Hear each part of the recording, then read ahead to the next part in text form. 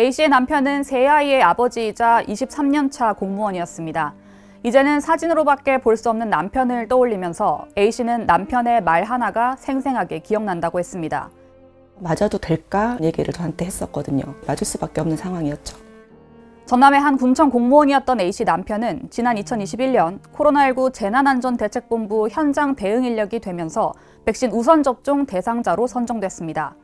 2021년 3월 31일 아스트라제네카 백신 1차 접종, 6월 16일 2차 접종을 마친 A씨 남편은 열흘 뒤인 6월 26일 새벽 세상을 떠났습니다. 구토를 하면서 화장실 앞에 쓰러져 있었어요. 계속 심폐소생술을 실시를 했는데 회복하지 못하고 심정지가 돼서 사인은 허혈성 심장질환, 즉 급성 심근경색이었습니다. 해당 대학병원은 A씨 남편의 사망을 백신 부작용 의심 사례로 신고했습니다. 하지만 질병관리청은 이를 인정하지 않았습니다. A씨 남편의 기저질환, 즉 고지혈증과 전신 상태에 의한 급성 심근경색으로 사망했을 가능성이 더 높은 것으로 판단되기 때문에 백신 접종과의 인과성을 인정하기 어렵다는 것이었습니다. 질병청은 같은 이유로 피해보상 신청도 기각했습니다. 떠난 남편을 기리는 마음에서 원했던 순직 역시 질병청 판단을 근거로 인정되지 않자 A씨는 소송을 결심했습니다. 나라에서 그렇게 시켜가지고 백신 접종을 하고 일만 하다가 그래서 질병청 소송을 시작하게 된 거죠. 그때. 남편이 숨지고 2년여가 흐른 뒤 제기했던 소송은 그로부터 다시 2년을 넘어 지난 1월에야 일단락됐습니다. 법원은 A씨 손을 들어줬습니다. 서울행정법원 행정 5부가 질병관리청이 A씨에 대해 내린 코로나19 예방접종 후 이상반응 피해보상 거부 처분을 취소하라고 판결한 겁니다. 재판부는 백신 접종과 사망 사이에 시간적 밀접성이 인정되고 망인의 사망이라는 결과가 원인불명이거나 이 사건 백신 접종이 아닌 다른 원인에 의해서 발생하였다고 단정하기 어려우며 이 사건 백신 접종으로부터 발생했다고 추론하는 것이 의학 이론이나 경험칙상 불가능하다고 보이지도 않는다고 그 이유를 밝혔습니다. 그러니까 코로나19 백신과 A씨 남편의 사망 사이에는 인과관계가 있다고 보는 게 타당하다는 겁니다. 질병청이 코로나19 백신의 주요한 이상반응이라고 지정해둔 심근염, 심낭염, 아나필락시스, 혈소판 감소 혈전증 등이 아니라 심근경색으로 인한 사망이 백신 때문이라고 인과성 판단이 나온 건 이번이 처음입니다. 진료 기록을 감정한 가톨릭 관동대학교 국제성모병원은 의학적으로 A씨 남편의 고지혈증이 심근경색의 직접적인 원인이라고 단정하긴 어렵다는 회신을 했습니다. 그러면서 비교적 건강했던 A씨 남편에게서 고지혈증 수치가 다소 악화되기는 했지만 아스트라제네카 2차 접종을 받은 지 불과 10일 만에 갑작스럽게 급성 심근경색으로 사망했다는 점에서 이 백신에 의한 혈전 생성 증가가 급성 심근경색 유발에 영향을 줬을 가능성을 배제할 수는 없다고 했습니다. 고지혈증 때문에 급성 심근경색이 일어났는지 백신 투약으로 인해서 일어났는지 둘 중에 우열 판단을 확실히 못하면 인정될 수 있습니다. 재판부는 이런 인과성에 대한 판단을 함과 동시에 앞서 설명한 것처럼 당시의 특수한 전국가적 상황에 대해서도 기록으로 남겼습니다. 먼저 다른 전염병 백신들은 상당한 기간을 거쳐 승인과 허가가 나는데 코로나19 백신은 예외적으로 긴급 절차에 따라 혹은 일정한 조건부로 승인과 허가가 났다는 사실을 명시했습니다.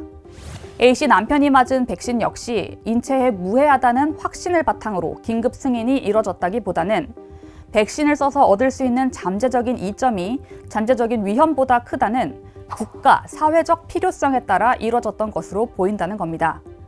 특히 해당 백신이 미국에서는 승인 신청이 철회됐고 우리나라에서도 희귀혈전증 발생 문제로 30세 미만은 접종 대상에서 제외됐다가 2021년 말쯤에는 사실상 접종이 종료됐다는 사실도 판결문에 적시했습니다.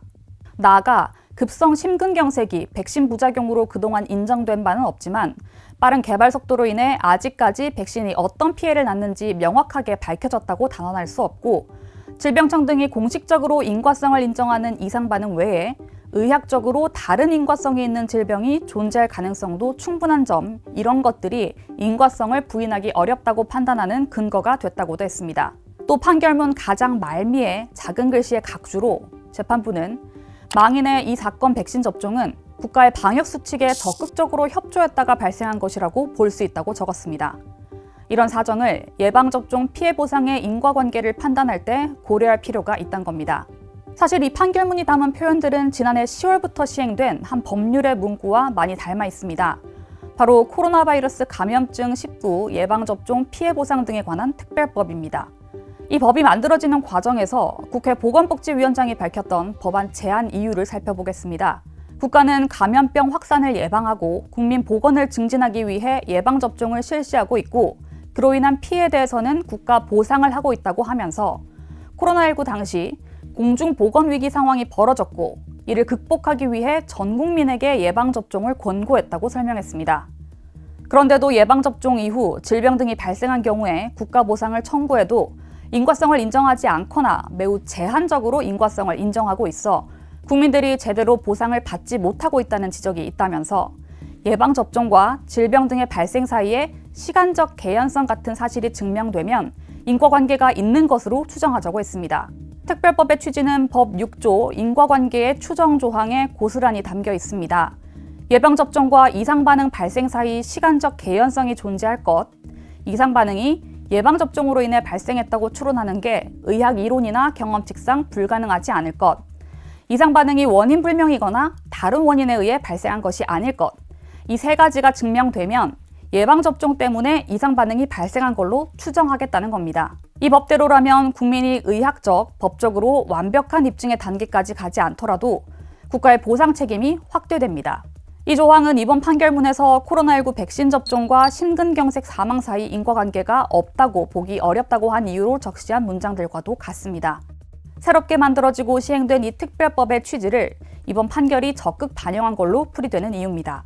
그러나 질병청은 이 판결을 받아들이지 않았습니다. 상급심에서 다시 판단을 받아보겠다며 항소한 겁니다.